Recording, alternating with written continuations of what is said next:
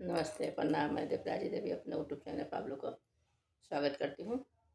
नाच के गाना गाने जाने कैसे लगे कमेंट में बताना। गोरखपुरमा बसेला सोनार छोटी ना नदी, सोनार छोटी ना नदी, सोनार छोटी ना नदी। टीकवा गढ़ेला पतियादार छोटी ना नदी, टीकवा गढ़ेला पतियादार छोटी ना नदी। टिकवा भइल अपना देवरवा भइल सपना, टिकवा भइल अपना देवरवा भइल सपना। सैया भइल गुलरी का फूल छोटी ना नदी, अरे सैया भइल गुलरी का फूल छोटी ना नदी। गोरखपुरमा बसेला सोनार छोटी ना नदी, गोरखपुरवा बसेला सोनार छोटी ना नदी। नाथिया गढ़ेला पतियादार छोटी ना नदी, पतियादार छोटी ना नदी, पतियादार छोटी ना नदी। नाथिया गढ़ेला पतियादार छोटी ना नदी। नथिया भइल अपना देवरवा भइल सपना, के सैया भइल गुलरी का फूल छोटी ना नदी, सैया भइल गुलरी का फूल छोटी ना नदी।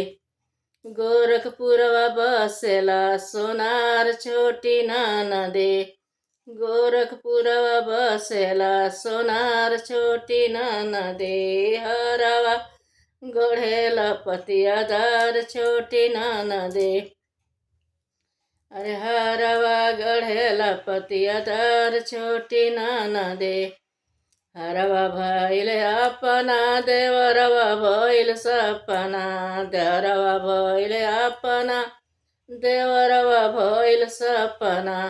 अरे सैया भइल गुलरी का फूल छोटी ना नदी, अरे सैया भइला गुलरी का फूल छोटी ना नदी।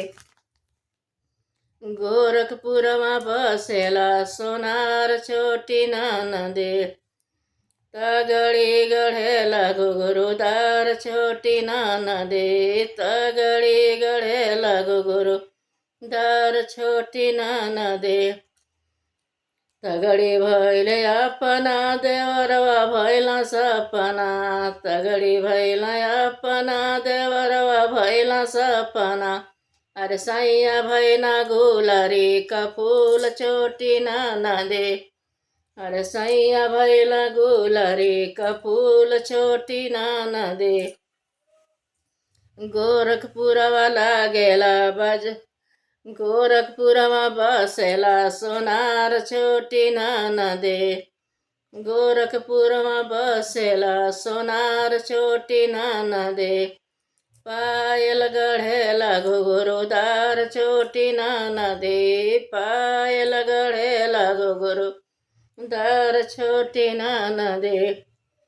पायल भइल अपना देवरवा भइल सपना, पायल भइल अपना देवरवा भइल सपना, के सैया भइल गुलरी का फूल छोटी ना नदी, सैया भइल गुलरी का फूल छोटी ना नदी।